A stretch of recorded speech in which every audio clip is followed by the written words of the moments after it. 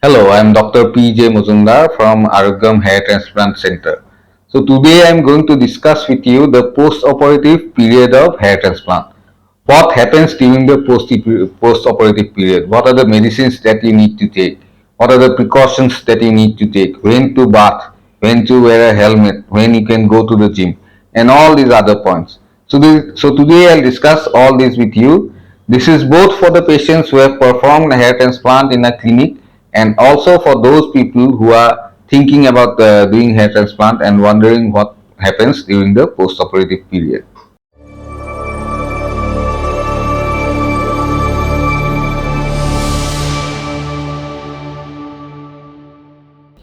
Point number one is the prescription.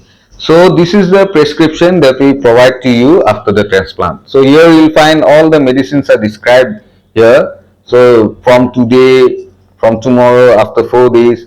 So here are the tablets that you need to start after the transplant. So there is one antibiotic here, number one, number two is a painkiller, number three is an antibiotic, number four is a steroid, and in that way we'll explain everything to you after the transplant, directly after the transplant. And again, what you need to do from tomorrow, that is the next day after the transplant. What you need to do after 4 days, we'll start shampooing after 4 days. And what you need to do after 20 days. So everything is contained in this prescription, and I'll explain all this to you after the transplant.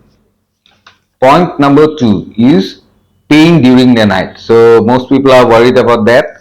So in general, there will hardly be any pain during the night, and that is because we'll be giving you painkillers. Okay, so painkillers are necessary. You cannot avoid painkillers. You need to take painkillers for about 3 days, 3 to 5 days. So as long as you're taking the painkiller, you will not feel any pain. Okay. Point number three is swelling of the face. So that is an unavoidable part of the hair transplant. What happens is that immediately after the transplant you won't get any swelling, but from the second day onwards there will be a swelling in the forehead. So that is unavoidable. It happens in every case. It is because of all the injections that we give in your scalp and also because of all the inflammation. So you'll find that your forehead is swelling. In some people with soft skin, even the eyes swell up and the eyes sometimes even close. So it may seem very frightening at first, but it is nothing. It is not worrisome. By the fifth day, all this swelling will disappear. You don't have to do anything. It will disappear by itself. So point number four is sleeping at night. So most patients are worried as to how they will sleep at night. So there is actually no problem. You just sleep on your back and on your sides. So you don't have to worry, the grafts won't come out at night. They won't come out. It has never happened like that. You need not worry about this. You can just sleep normally, but of course don't sleep on your face. That is all. Point number five is washing of hair. So everybody wants to know that when they will start washing their hair. So there are different protocols in different clinics. At Arogyam, we advise washing of hair from the next day itself. So the next day after the transplant, you'll be having a bandage on the back of your head. So what you need to do is during your shower, before taking your bath, you just pull out that bandage by yourself. It will come out smoothly. There won't be any problem. And the first day, during the first bath after the first day after the transplant, you just pour 1 mug of water gently on your head. Don't worry, the grafts won't come out. The second day you pour 2 or 3 mugs of water, but not from the shower because the shower falls with force.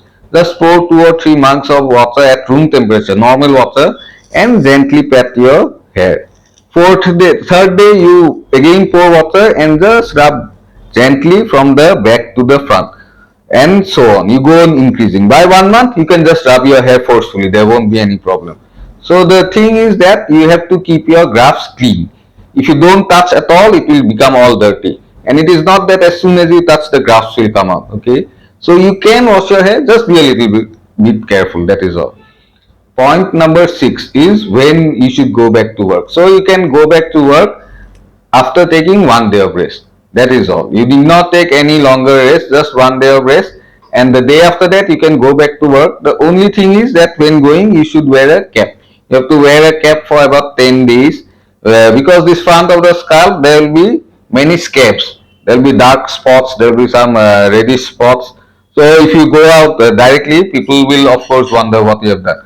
So just wear a cap for about 10 days, and after that there won't be a problem. After that, after 10 days, all the scabs will have come out and you can remove your cap also. But you can go back to work, you need to take only 1 day of rest. Point number 7 is wearing of caps. So many people ask us when I should start wearing caps. So as I've just explained in my previous answer, you can wear your cap from the next day onwards.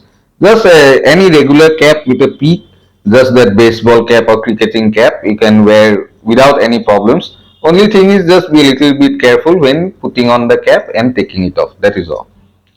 Point number 8 is wearing of helmets. So most people want to know when they can start wearing helmets. So we advise that you should not wear helmets for 1 month. Okay, after 1 month you can wear your helmet. So I'll give you a notification which you can show to the police that you are not allowed to wear helmet for 1 month.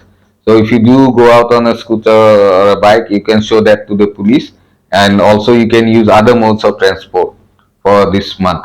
After 1 month, you can wear your helmet normally. Point number 9 is PRP, platelet-rich plasma injection. So at Arogyam, for each hair transplant, we give 2 PRPs, platelet-rich plasma injections, free. So you have to take the first at 1 month after the session, and the second at 2 months after the session, with a 1 month gap in between. So that will help your hair to grow faster. But it is not a must. It is not that you have to take the PRP. So if it is inconvenient for you, you can avoid it also. Hey. Point number 10 is when you can start gym and swimming and things like that. So gym, we advise rest for 1 month. We advise that you need not go to the gym. But if you really, if you are really into gymming, then you can start cardio exercises, okay, without weights at 20 days. So start your cardio exercises, but for weightlifting, you should restrict it till 1 month. After 1 month, you can do anything. Similarly, for swimming, you should avoid swimming for 1 month. After 1 month, you can go swimming freely. Point number 11 is use of hair oil and hair dye. So hair oil and hair dye also, we advise that you should not use it till 1 month. After 1 month, you can dye your hair freely, but till then, do not use hair dye. And also do not use hair oil or any other kinds of oils on your head for 1 month. After 1 month, everything is allowed. Before 1 month, everything is restricted. Point number 12 is cutting of hair, when you can cut your hair. So that also is at 1 month. By 1 month, your hair will have grown a little bit long enough for you to cut. So at 1 month, you can cut your hair. You can go to any barber and you can cut your hair. Only you should advise them that you cut it with scissors and not with the machine, because the machine puts force. So just let them cut with the scissors. It's okay. You can cut after 1 month. So point number 13, now I want to discuss with you the progress after hair transplant. So the first thing is shedding of hair. So shedding is an inevitable part of hair transplant. You'll find that after 10 days, 10 or 20 days, much of the hair will shed. But it is only the outer hair which is shedding, which is falling off. The inside root remains inside. Okay, so there is no need to worry. You'll find that by 10 days we are having quite a lot of hair, but by 20 days, by 1 month, the hair has come down. You'll see some blank areas. So don't worry, that is called shedding. It is natural after hair transplant. All those hairs will grow back again. Do not worry about that. That is a normal process. Point number 14 is the result at 3 months, 3 to 4 months. So at this point, the patients are most worried, because at 3 or 4 months, you will not see any great result.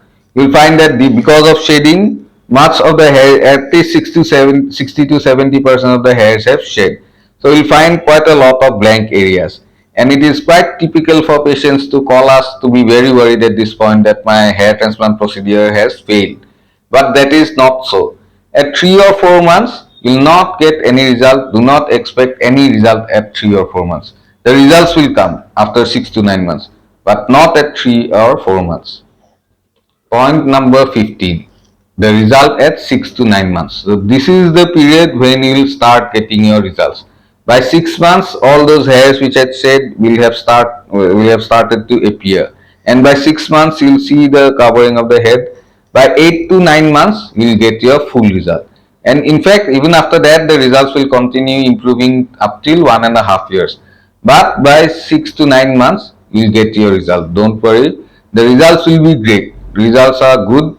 If there is any problem, you can come and contact me. We can solve the problem together. So wait for 6 to 9 months and you'll get your full result of the hair transplant.